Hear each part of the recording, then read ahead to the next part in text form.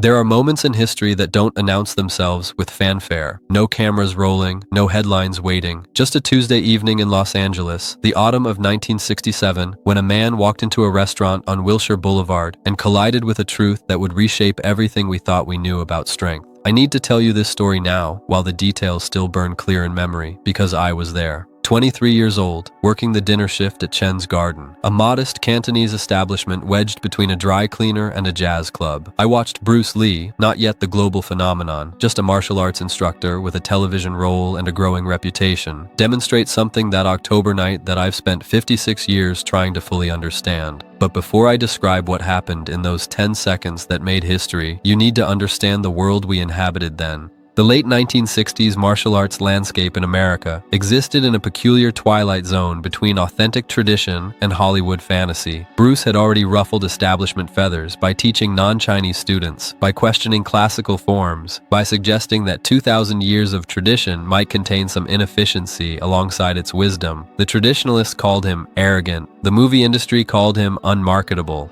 Too Chinese for American audiences, they said, though they'd gladly hire him to choreograph fights for white actors. Chen's Garden attracted an eclectic clientele, Chinese families seeking authentic home cooking, film industry types drawn by Bruce's occasional presence. And on this particular Tuesday, a group that didn't typically venture into Chinatown restaurants, 8 members of the Mongrels, a motorcycle club that controlled territory from Santa Monica to Culver City. I remember the temperature that evening, 62 degrees, unseasonably cool for October, because I'd been complaining about having to keep the door closed, trapping cooking heat inside. The restaurant held maybe 40 people at capacity. We had 27 that night. I'd counted because Mr. Chen paid me $1 bonus for every customer over 25 on weeknights. Bruce arrived at 7:43 p.m. I note the time because I'd glanced at the clock, calculating how much longer until my shift ended. He came alone. Unusual for him. Typically, he brought students or colleagues. He wore simple clothes, dark slacks, a white button-down shirt with sleeves rolled to his elbows, revealing those forearms that looked like they'd been carved from hardwood. He moved to his usual table in the back corner, the one that gave him a clear view of both entrances, and positioned his back to the wall. Even then, he understood positioning. The Mongrels arrived 11 minutes later. I heard them before I saw them, the distinctive rumble of Harley-Davidson engines, 8 of them throttling down in unison outside. Their leader was a man named Dale Hutchins, though everyone called him Hutch.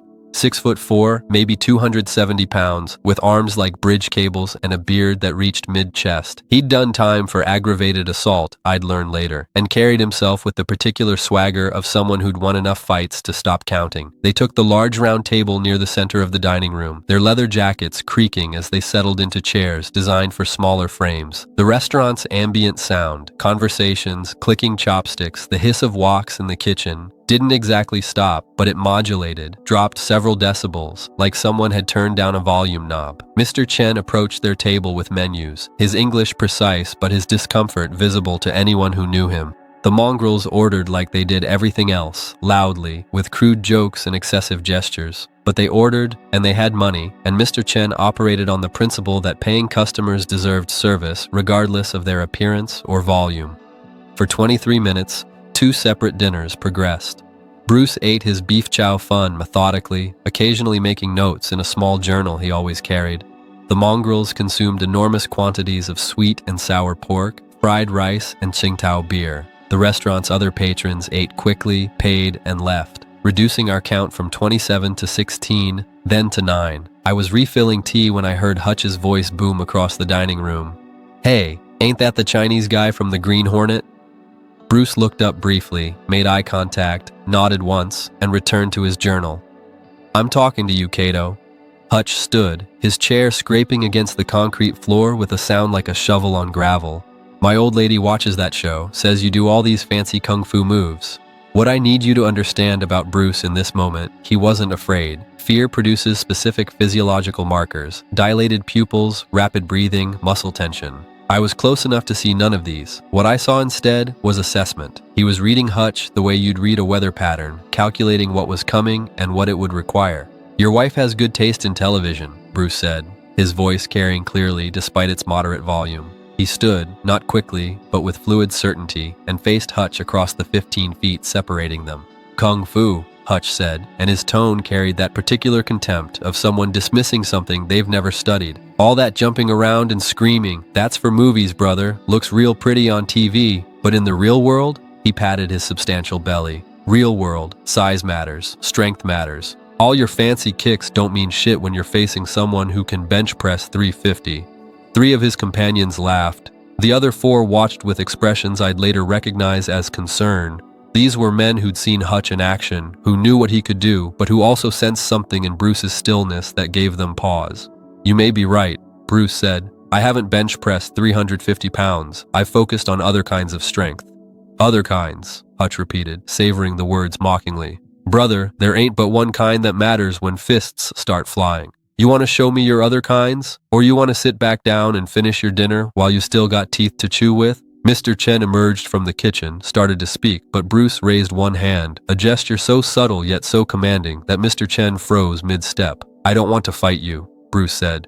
I have no reason to hurt you, and you have no reason to hurt me. Hurt me?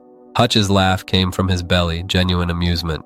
Little man, you weight what, 130, 140? I got jackets heavier than you. 135 pounds, Bruce confirmed. 5 feet 7 inches. You're correct that you have significant size and weight advantage. If we were to fight, you'd be betting on those advantages. I'd be betting on other factors. What happened next took perhaps 3 seconds, though I've replayed it in slow motion for half a century. Hutch closed the distance between them, faster than a man his size should move, throwing a wide right hook that carried all that arm weight behind it. The punch was meant to end things. I could tell from how he pivoted his back foot, putting his full body into the rotation. Bruce didn't block it, didn't dodge in the conventional sense. He redefined where the target was, shifting 3 inches to his left, while simultaneously moving forward inside the arc of Hutch's punch. What looked like a single flowing movement was actually 5 distinct actions occurring in the span of a hummingbird's heartbeat: weight shift, angle change, forearm deflection, so light Hutch probably didn't feel it, closing distance, and root establishment. Suddenly, Bruce was not where the punch was going, and more problematically for Hutch, Bruce was somewhere much more dangerous. Inside his reach, centered on his balance point, one hand touching Hutch's extended arm with pressure so light it couldn't have measured 2 pounds. Time doesn't actually slow down in moments like these, but perception does. The human brain, when flooded with adrenaline and confronted with unexpected data, shifts into a different processing mode. What happened next took perhaps 5 seconds of clock time. It felt like 5 minutes. Bruce didn't hit Hutch. Not immediately. What he did was demonstrate control so precise it bordered on the supernatural. With that feather-light contact on Hutch's arm, he directed the bigger man's momentum, added angles that compounded imbalance, and suddenly Hutch, 270 pounds of muscle and motorcycle club authority, was stumbling forward past Bruce, unable to stop his own forward motion. Hutch caught himself on a table, spun back around, confusion replacing confidence. He charged again, this time leading with his left hand while cocking his right for a follow-up. Street fighting tactics, learned in bars and parking lots, effective against most opponents. Bruce became water. That's the only way I can describe it. Hutch's left hand found nothing but air. His right cross met the same absence. Bruce was somehow beside him, then behind him, moving with such economy that he appeared to be standing still while Hutch flailed through empty space.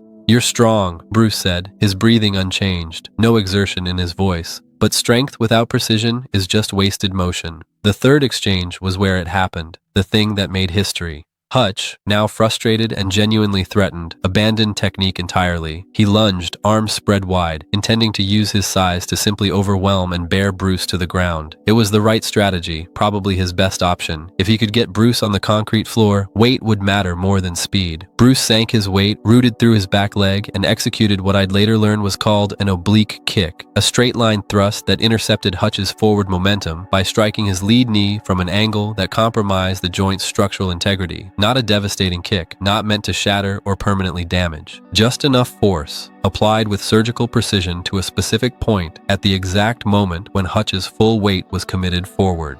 Hutch's knee buckled. He crashed forward, his trajectory altered by perhaps 30 degrees, and as he fell, Bruce moved with him, maintaining contact, guiding rather than striking. Hutch ended up face down on the concrete floor with Bruce's knee on his back and Bruce's hand positioned 3 inches from Hutch's throat. Here's what I need you to understand about those 3 inches. Bruce could have closed that distance. I saw the perfect positioning, the angle of his wrist, the alignment of his strike. He could have crushed Hutch's windpipe, could have ended the threat permanently. But he held the position, letting Hutch feel how close the finishing strike was, letting him understand how completely he'd been controlled. "Feel where my hand is," Bruce said, his voice quiet now, almost gentle. "I could finish this. I'm choosing not to." That choice. That's the difference between movie kung fu and real martial arts. Real skill isn't about how much damage you can do. It's about how much damage you can prevent while still protecting yourself.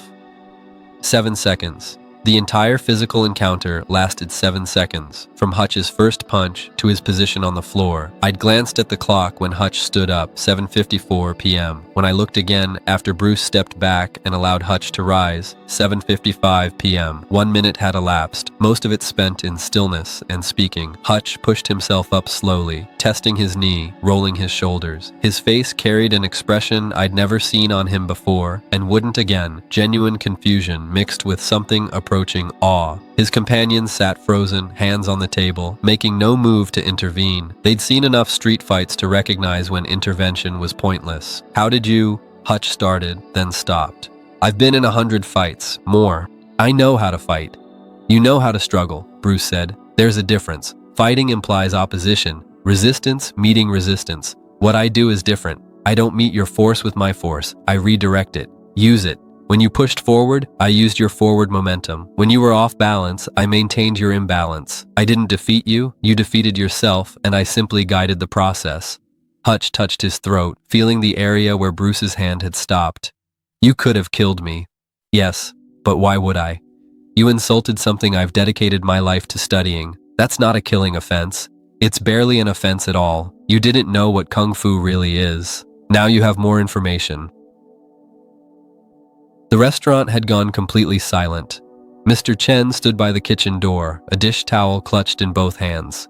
The 3 remaining customers, an elderly Chinese couple and a UCLA student I'd seen in before, watched with expressions that mirrored my own, witnessing something significant without fully grasping its implications. Hutch returned to his table, but he didn't sit. He stood there, one hand on the back of his chair, working through something internal. His companions looked between him and Bruce, uncertain how to proceed. Finally, Hutch spoke. "Show me, please. I want to understand what just happened." What occurred over the next 43 minutes was one of the most remarkable impromptu lessons I've ever witnessed. Bruce had Hutch throw punches, slowly at first, then faster. He demonstrated how tiny adjustments in angle could redirect massive force. He showed how proper structure allowed a smaller person to root against a larger opponent. He explained concepts like centerline theory and economy of motion, using Hutch's own body as the teaching tool. "Your strength is real," Bruce told him. "I'm not dismissing it, but you're using it inefficiently. It's like having a powerful engine in a car with square wheels. The power is there, but the mechanics are fighting against you. Watch when you punch like this." He had Hutch demonstrate his street fighting hook. "You generate a lot of power, yes, but you telegraph the punch a full second before it arrives. Your shoulder rises, your weight shifts, your eyes focus on the target. Anyone with training can read those signs and move before your fist arrives. But if you punch like this..." He adjusted Hutch's structure, repositioning his shoulder, changing his hip alignment. Same strength, but the power arrives with no announcement. "Feel the difference?" Hutch threw the adjusted punch into the air, and his eyes widened. "I feel it. Christ, it's so much faster." "Not faster," Bruce corrected. "More direct. Speed without efficiency is just flailing. Efficiency multiplies whatever speed you have. You're strong enough that if you learn to use that strength efficiently, you'd be formidable. Right now, you're winning fights because you're stronger than most people. But eventually, you'll meet someone stronger or faster or meaner, and your current methods will fail you. Or worse, and this is more likely, you'll hurt someone more than you intended because you don't have fine control over your power. Ever hit someone and break bones you didn't mean to break?" Hutch's silence was its own answer.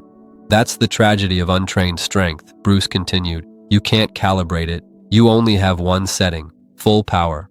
But situations aren't binary. Sometimes you need to subdue without damaging. Sometimes you need to stop an attacker without turning yourself into an assailant. Control gives you options. Right now, you have no options, just overwhelming force or nothing."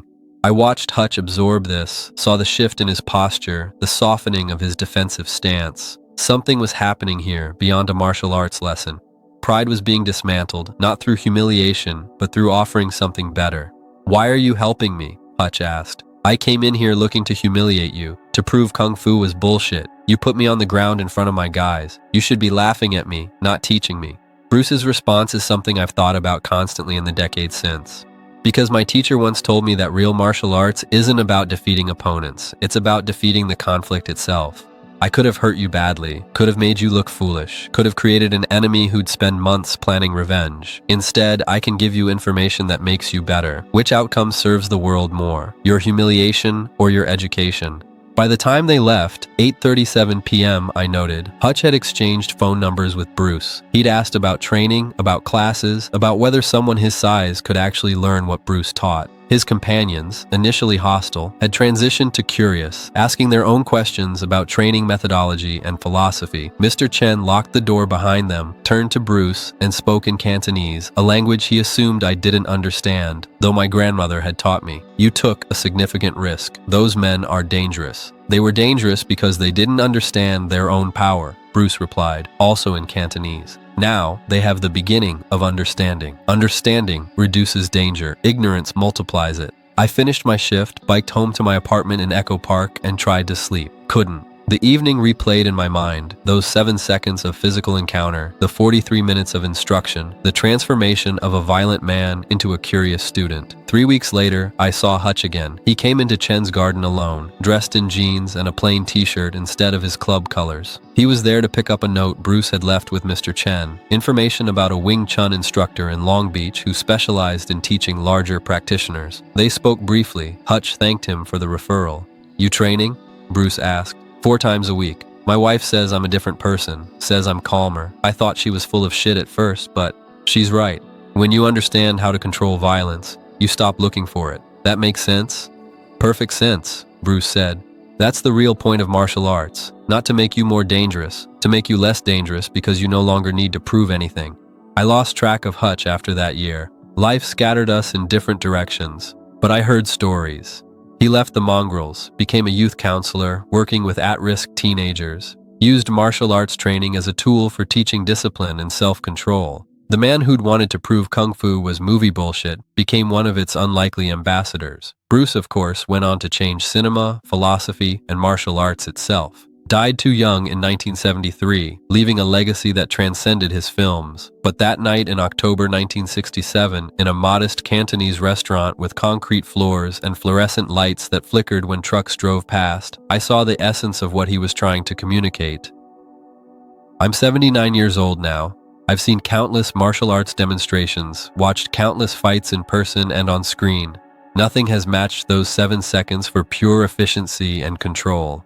But more importantly, nothing has matched those 43 minutes that followed for demonstrating what martial arts actually is. Not about dominance, but about transformation. Not about winning, but about elevating everyone involved. The restaurant is gone now, torn down in 1983 to make room for a parking structure. The building that housed it exists only in memory and a few faded photographs, but what happened there persists. Every time someone chooses instruction over punishment, education over humiliation, transformation over domination, they're channeling the same principle Bruce demonstrated that October evening. I tell this story now because I'm the last person alive who was in that room. Mr. Chen passed in 1991. The elderly couple, the UCLA student, the mongrels, except for 2 who I heard died young, all gone. The witnesses are departing, but the testimony remains. History isn't made in planned moments. It's made when truth collides with expectation and truth wins. Bruce Lee could have won that encounter many ways. He chose the way that created a student instead of an enemy, understanding instead of resentment, transformation instead of victory. That's why those 10 seconds made history, not because of the physical technique, impressive as it was, but because of the choice that followed, the choice to teach rather than triumph, to illuminate rather than dominate.